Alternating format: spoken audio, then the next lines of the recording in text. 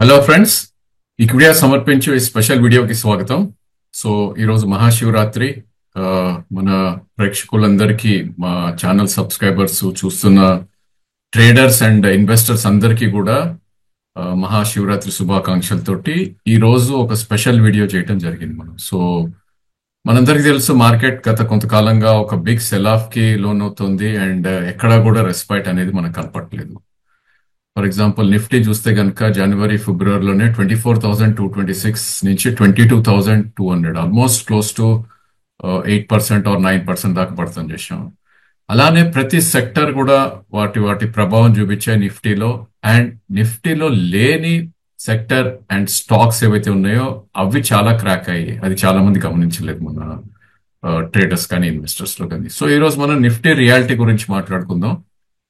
So ఇది Nifty reality కూడా probably ఒక ట్రేడింగ్ ప్యాటర్న్ లాగానే మనకి, ఇన్ఫాక్ట్ నిఫ్టీ ఏ ప్యాటర్న్ లో ట్రేడ్ అవుతుందో అదే ప్యాటర్న్ లో నిఫ్టీ రియాలిటీ కూడా ట్రేడ్ అవుతుంది చూస్తున్నాం మనం. సో అన్ని మూవింగ్ యావరేజ్ కింద యాజ్ ఆఫ్ నా ట్రేడ్ అవుతుంది. బట్ ఓన్లీ థింగ్ ఏంటంటే జనవరి హైస్ నుంచి ఫిబ్రవరి లోస్ మనం చూస్తే కనుక 1057 నుంచి 809 దాకా లోవర్ కరెక్షన్ దాకా రావటం చూసాం. సో 21% కరెక్ట్ అయింది నిఫ్టీ రియాలిటీ అనేది.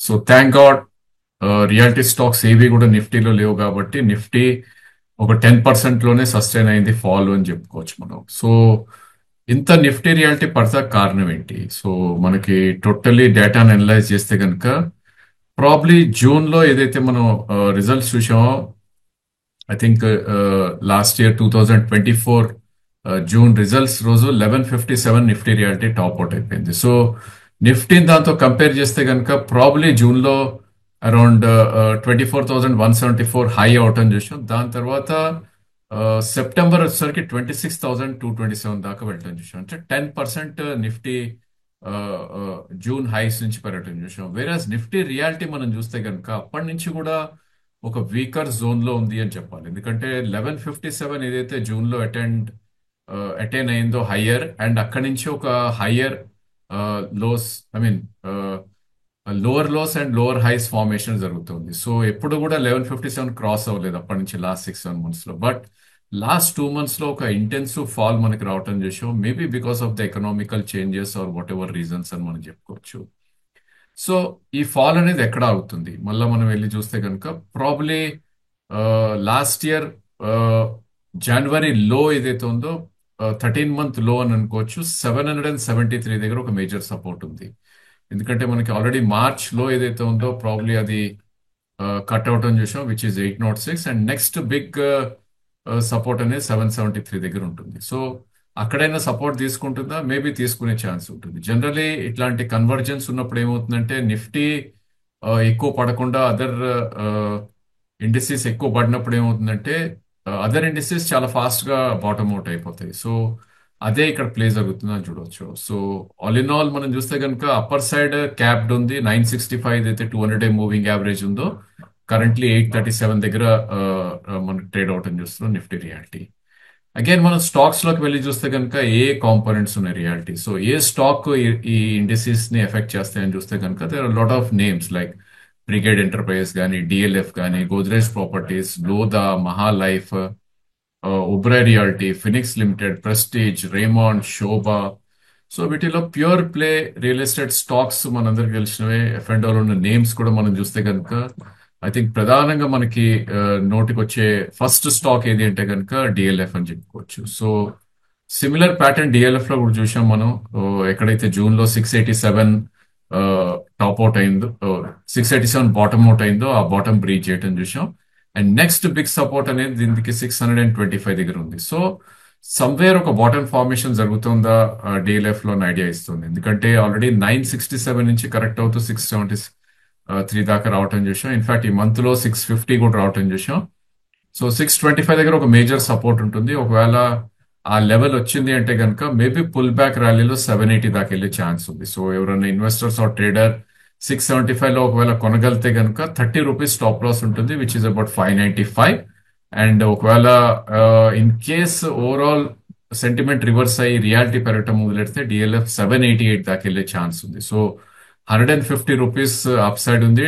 Maybe 25-30 rupees down side 1:5 risk reward కాబట్టి స్మాల్ క్వాంటిటీస్ లో మేబీ డిఎల్ఎఫ్ ఒకటి అటెంప్ట్ చేసే ప్రయత్నం చేయొచ్చు. సిమిలర్లీ గోద్రేజ్ ప్రాపర్టీస్ మనం చూస్తే కనుక ప్రాబ్లీ స్టాక్ 2097 ఏదైతే మార్చ్ లోస్ ఉందో అది బ్రీచ్ చేసి కూడా ఈరోజు 1901 ఏదైతే ఈ మంత్ లో ఉందో అక్కడ దాకా రావటం చూసాం. సో ఎప్పుడైతే స్టాక్ ఇంత వీక్ వెళ్తుందో ప్రాబ్లీ దాన్ని అటెంప్ట్ చేయడం it's not a great idea. So Godrej ని మనం వి షుడ్ ఎలిమినేట్.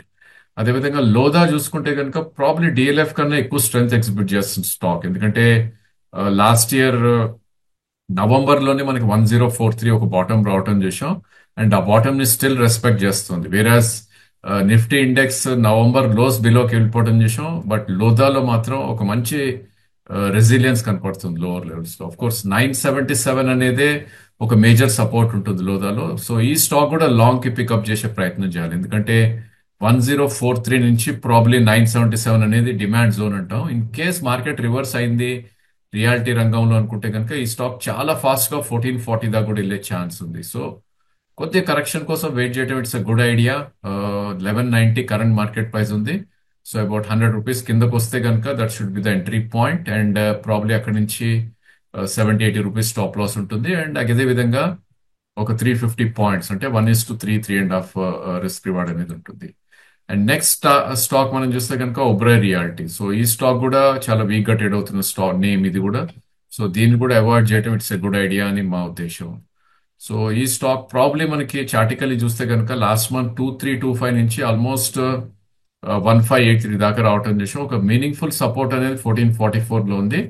అయినప్పటికీ ఇది స్ట్రెంగ్త్ అనేది ఎగ్జిబిట్ చేయట్లేదు. సో దీన్ని కూడా అవాయిడ్ చేయడం it's a good idea.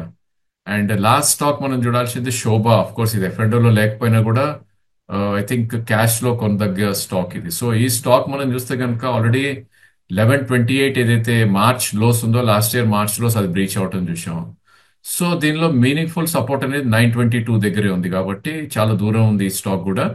Maybe ఈ స్టాక్ కూడా అవాయిడ్ చేయడం it's a good idea. So మనకి మెయిన్ ఆపర్చునిటీ ఇచ్చే డిఎల్ఎఫ్ అండ్ లోదా ఈ రెండు స్టాక్స్ ని కూడా లాంగ్ పొజిషన్స్ కి యూజ్ చేసుకునే ప్రయత్నం చేయాలి. వేరాస్ నిఫ్టీ కనుక మనం అనలైజ్ చేస్తే కనుక ప్రాబ్లీ ఒక ఆల్ సపోర్ట్ పాయింట్స్ అనేది బ్రీచ్ చేసి ఈ స్టేజ్ లో ఐ థింక్ ఒక లోవర్ లోస్ ఫార్మేషన్ జరుగుతుంది కంటిన్యూస్లీ.